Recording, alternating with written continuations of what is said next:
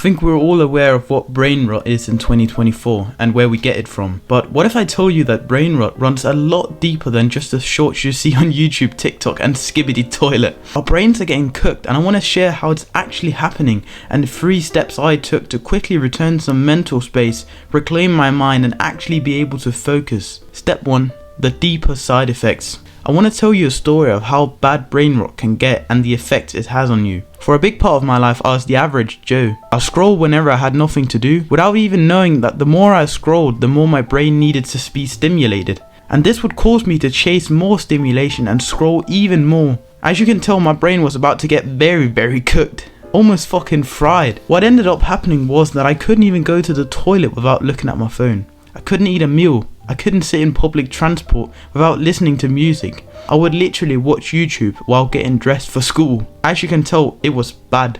And because I had to be stimulated all the time, I could never focus. Whenever I sat down to do homework or make a video, I would just scroll instead because my brain was so fucked. Now you see, the bad thing about scrolling social media and brain rot isn't only time waste, but it also makes you literally handicapped because you can't do shit without having your phone in your hand. Now let's move on to the solution to the problem. Step 2. The overstimulation challenge. With this challenge, I started seeing big improvements after only the first week.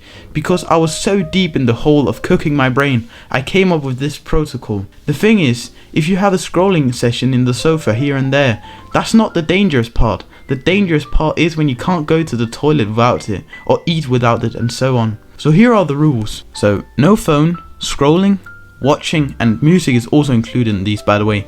And here are the list. When you take public transport, you can't do these. When you ride your bike, when you eat, when you take a shit, when you're washing the dishes, do one thing at a time and let the thoughts flow. This is so simple, and the reason why it works is because your brain begins to become normal again and it actually gets to think the thoughts it's supposed to. This was the thing that gave me my focus back, so I can actually sit down and work for longer periods of time, actually 2 hours, like literally straight. All of this sounds easy, but how do we actually do it in real life and make sure we don't quit? That is step 3.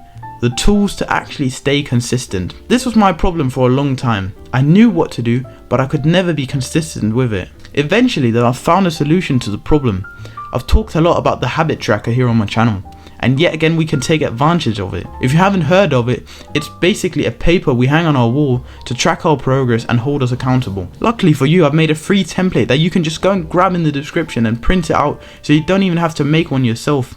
And I'll really quickly explain how to use it. Hang it on your wall somewhere you can't unsee, just something you see every day. And then every day that you keep within the rules, you tick the box, and when you don't keep the rule, when you fail, then you cross a box. And then for each row you can simply aim to be more consistent. This way you actually get your thoughts back and start to not cook your brain as much. It's really that simple, and again, I've made a completely free tracker that you can go and get in the description. So now you're literally equipped with the knowledge and tools I use to get my focus, thoughts and brain back after being completely cooked for such a long time. And remember to put one foot in front of the other.